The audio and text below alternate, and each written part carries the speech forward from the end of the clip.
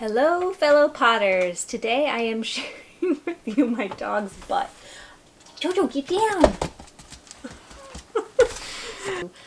The number one glaze to mix if you would like to save money, glazing. So I definitely love all kinds of commercial glazes. I think that they're, the formulas are fun, interesting, it's always a surprise, but I don't love how much money they cost. So with mixing this one glaze, what I do is I mix a good base of white glaze that I can dip my pots in before I put on my commercial glazes. So in doing this, what you get is basically it's almost like priming the palette, right? You're putting on your primer before you put on your other paint. You're putting on this white glaze that's high in an opacifier so that it's almost like it's giving your glazes like a perfect bright white canvas to kind of really like set themselves off. And you save time and you save money, and then your commercial glazes will last so much longer for you.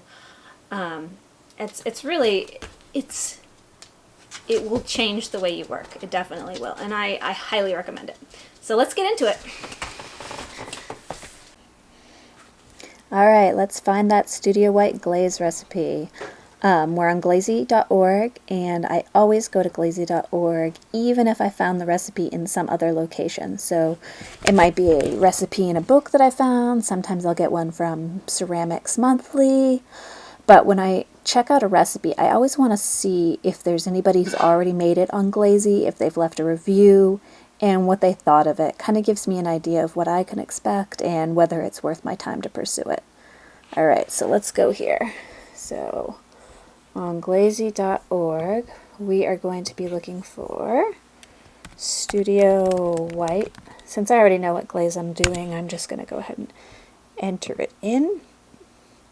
And this is a glaze by Mighty Mud Mixer. This is a ceramics place that I know has good glazes, that is reliable. Incidentally, I believe they will also mix up dry ingredients for you so that you don't have to weigh and mix your own glaze. You can just go ahead and order it right from them, and then they will send that to you. Okay. So things that we're looking for when we're looking at this is, do we have all of these ingredients? Do we need to make any substitutions? Sometimes you can substitute in a different feldspar. Okay, and then we want to go down here.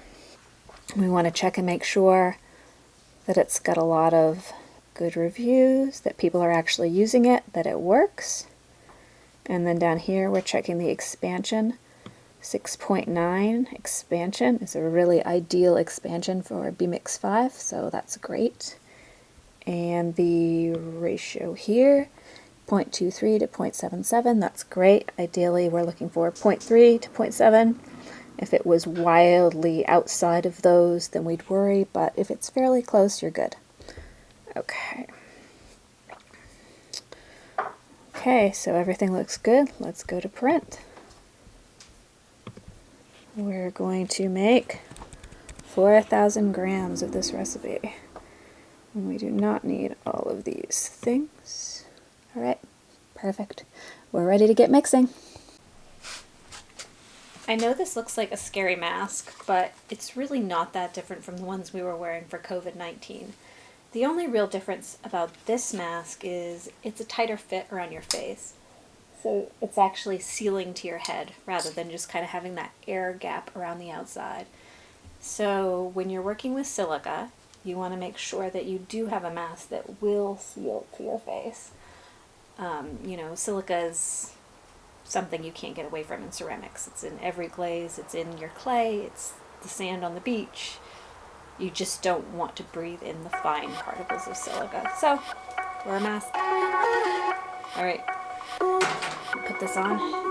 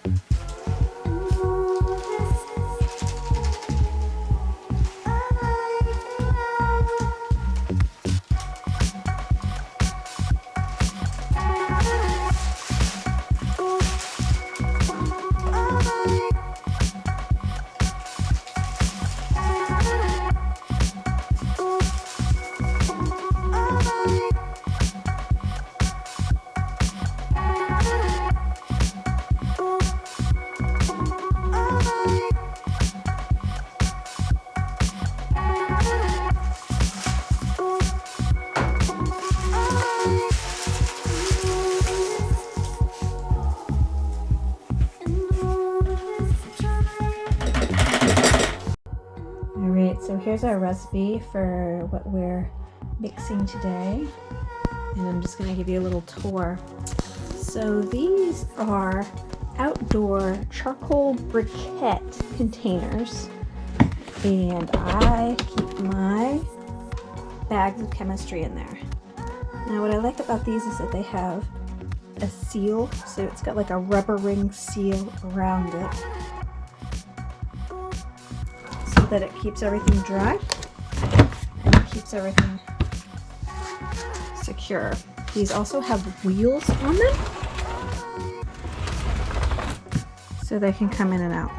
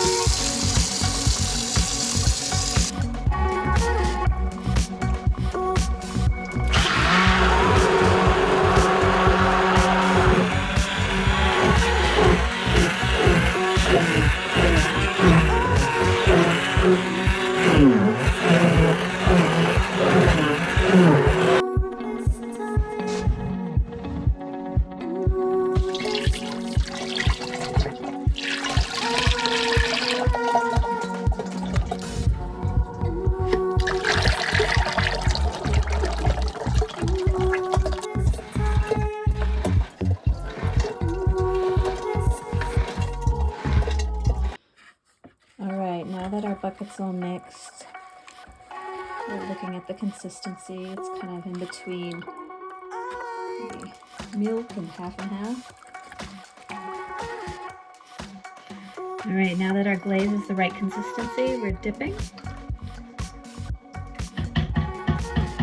Tap off the excess.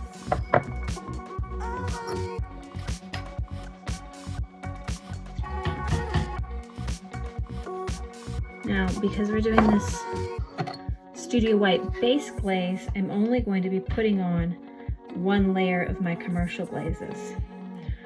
So I can dip in this white, and then I'll be brushing on commercial glaze so that it takes far less time, because you can imagine yourself doing your commercial glazes.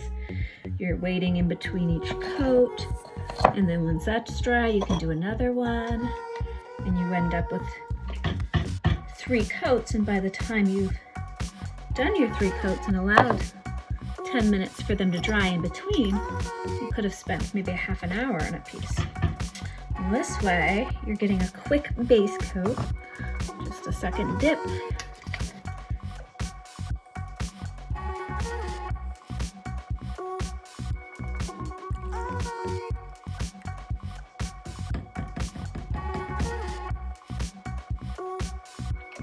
and then you're ready for your 1 coat of your commercial glaze. And since you're only putting on 1 coat, you're not waiting in between coats for it to dry.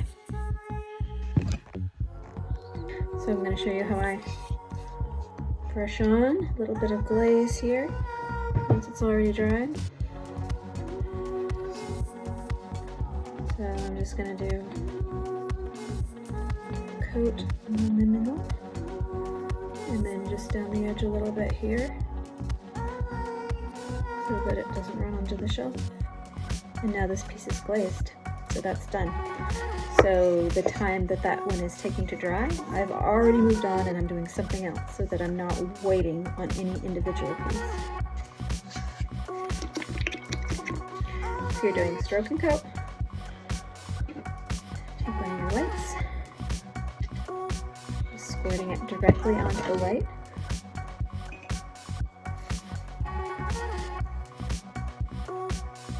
Smoothing that right on. Having my doubts about the cleanliness of this brush that I've just picked up. Continue on anyway. So I'm putting a little drop on the rim as I mix it on with this iron-rich brush of mine.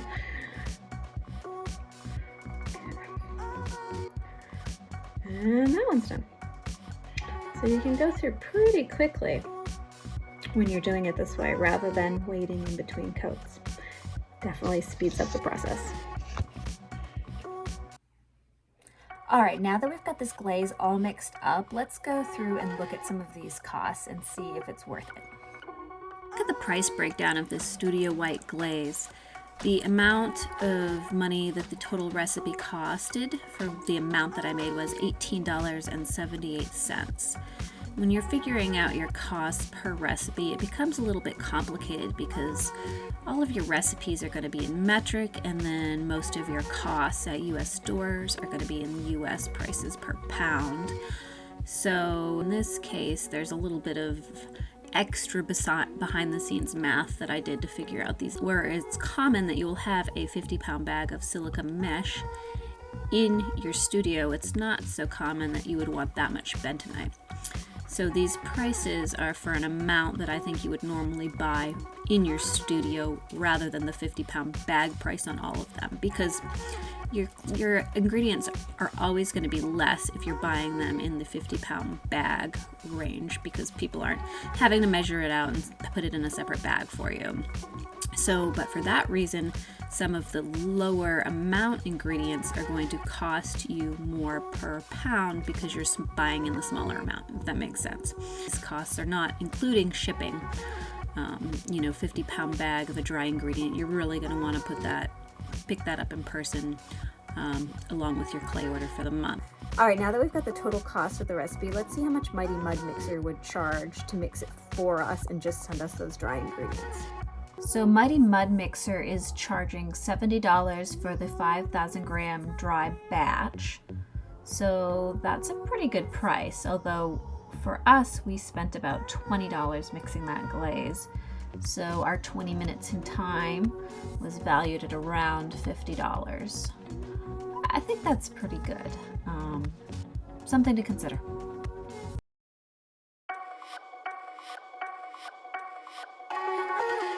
The speckled blues over top. Studio White with Sang de Bouffe over top.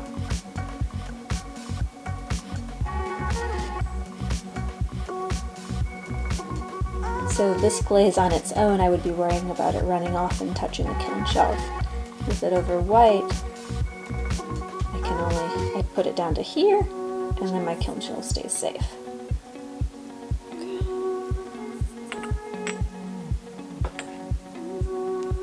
Rose quartz over white.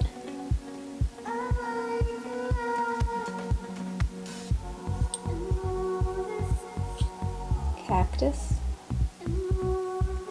over white.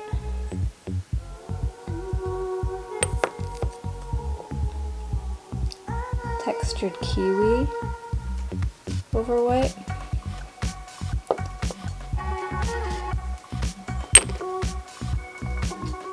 Seaweed, Amico seaweed over white.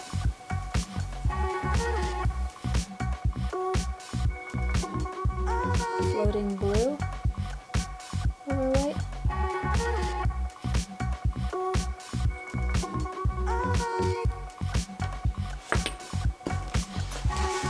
So I have basically tested this Studio White glaze under hundreds of different glazes, and I've really had, this is the one glaze that I have had no problem layering it with any glaze that I've mixed or tried. So I really think that you're going to have good luck no matter what you're trying to layer it with. It's a good base glaze, and it also takes stain well if you're looking to mix some colors off of that base recipe. So thanks for watching, and like and subscribe to hear more glaze reviews and glaze ideas and inspiration, and maybe even some business advice at some point. Have a great day, everyone. Bye.